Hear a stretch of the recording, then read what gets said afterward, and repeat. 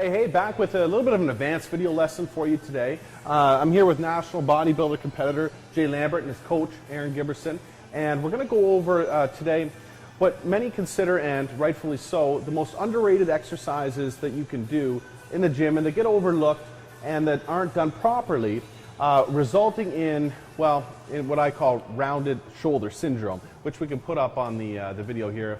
My video guy is editing like he should be. But that being said, Aaron, can you take it away a little bit and explain why bodybuilders struggle with developing the rear delts, along with what you're going to have Jay do here in his routine preceding his bodybuilding competition that's, what, in 5 weeks from now, wanting to bring out those rear delts? Yeah, for sure. Yeah, it's definitely a missing body part on a lot of physiques, you know, not only just bodybuilders, but, you know, the average gym guys. And, yeah, it definitely does lead to the rounded shoulder syndrome, where, you know, it's that classic rounding, and I mean, no one wants to look like that. But in terms of Jay's training, I mean, the guy's been given a great pair of delts in life, but even for him, we've had to, you know, bring up his rear delts over the past year or so. So he's going to start off with overhead cable rear delt exercise here. So basically, you get in any cable station, get rid of any of the attachments, and you're just grabbing the opposite side with your hands. So we're going to have Jay jump into that right now. Important things here is to make sure that when you're doing this exercise, you're not bringing it down low. You're trying to keep it at shoulder level. And what you're going to see here, you're going to see these rear delts pop. Like, they're just firing here. Now, the biggest difference between this and a lot of other exercises, you definitely won't be able to go as heavy as, say, a dumbbell or a rear delt machine.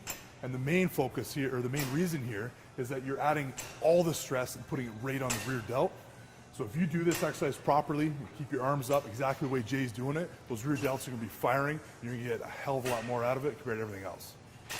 So the next exercise we're going to go through here to really get those rear delts firing and popping is the one-arm rear delt cable exercise. So we're going to have Jay demonstrate it.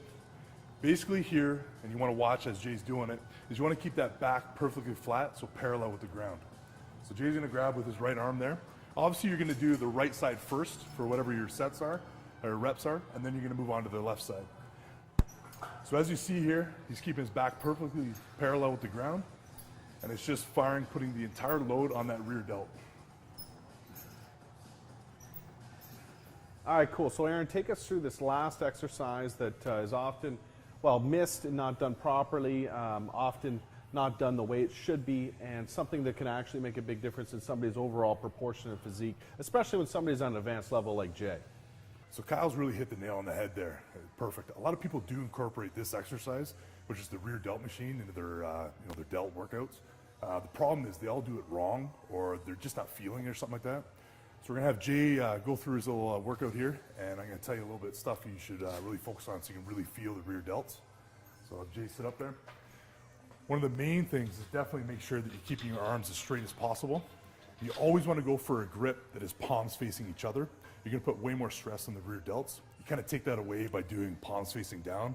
And a lot of guys like doing that because they can lift a heavier weight, but at the same time they're lifting a heavier weight and they're just not feeling it. And definitely when he's bringing the weight back, you want to try and squeeze your back. So as Jay goes through it here. So all the stress is done on the rear delts, and as he's driving all the way back, he's really trying to squeeze and control the weights. The last thing you want to make sure you always do on this exercise is try not to let the weight stack hit. That way you're going to keep the stress and the load on the muscles the entire time. All right, cool. So those are some tips that hopefully you can begin applying yourself to your own rear delt routine that can help bring out. I know rear delt is a smaller muscle group. It's not really going to make that big of a difference for the mediocre, sort of average to below average trainee. But as you start getting your physique closer and closer to where you want it, these smaller muscle groups like the rear delt, when hit properly, is going to really, really accentuate your look and your physique when that shirt comes off. So hope you apply that information and use it yourself and start seeing some results. We'll talk to you soon.